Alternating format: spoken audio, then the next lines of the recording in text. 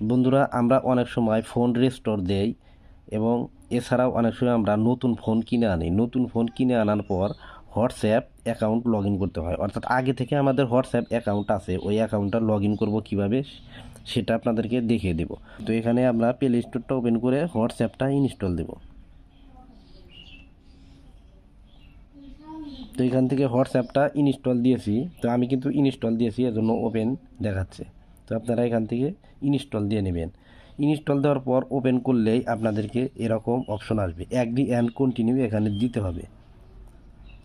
বন্ধুরা, এরপর উপরে দেখতে পাচ্ছেন বাংলাদেশ সিলেক্ট করা আছে, তো আপনারা অন্য দেশ হলে এখানে ক্লিক করে দিয়ে তো এখান থেকে কিন্তু কান্ট্রিটা সিলেক্ট করতে পারবেন। তো আমরা যেহেতু বাংলাদেশ, এখানে বাংলাদেশই থাকবে। তো বাংলাদেশ রাখার পর এখান থেকে আপনারা ওই ফোন নাম্বারটা দিয়ে দিবেন। ফোন নাম্বারটা দেওয়ার পর আমি ফোন নাম্বারটা হাইড করে দিলাম, এখান থেকে নেক্সট অপশনে ক্লিক করে দেবেন। এরপর আপনারা এখান থেকে ইয়েস নামের অপশন আছে, ইয়েসের মধ্যে ক্লিক করে দেবেন। এরপর কন্টিনিউ অপশনে ক্লিক করবেন, তারপর অ্যালাউ অপশনে দিয়ে দিবেন।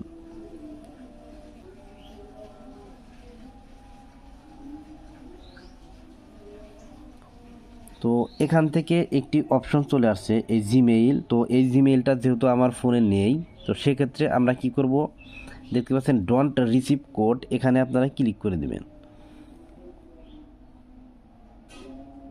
তো ডোন্ট রিসিভ কোড এখানে ক্লিক করার পর আপনারা কি করবেন, রিসিভ SMS এই অপশনের মধ্যে ক্লিক করে দেবেন। তো দেখেন অলরেডি কিন্তু টিক মার্কের অপশন চলে আসছে। তো আমরা যেহেতু এই জিমেইল অ্যাকাউন্ট আমাদের কাছে নেই, সেক্ষেত্রে আমরা কি করব, এই অপশনের মধ্যে ক্লিক করে দেব। তো এই অপশনের মধ্যে ক্লিক করার পর এই নাম্বারটাতে কিন্তু কোড যাবে, সেই SMS যাবে, ওইটা বসালে আমরা পেয়ে যাব। এছাড়াও দেখতে পাচ্ছেন নিচে থেকে সিমোর আরও কিন্তু অপশন আছে, এখানে ক্লিক করলে দেখেন আরও অনেকগুলো অপশন আছে।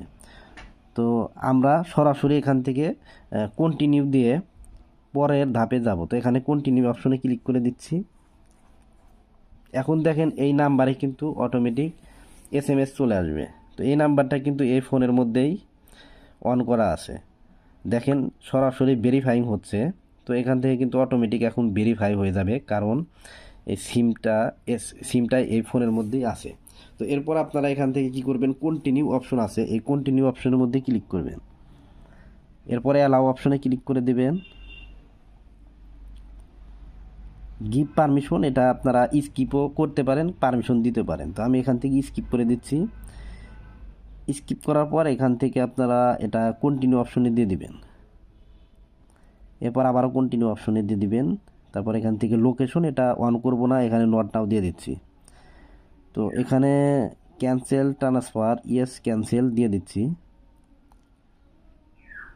তো এরপর আপনার এখান থেকে আপনার নামটা দিয়ে দিবেন।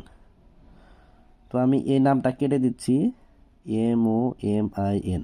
তো মমিন নামটা দিয়ে এখানে নেক্সট অপশনে ক্লিক করে দিচ্ছি। তো বন্ধুরা, এখান থেকে আপনারা ইয়েস অপশন যে দেখতে পাচ্ছেন, ইয়েস অপশনের মধ্যে দিয়ে দিবেন।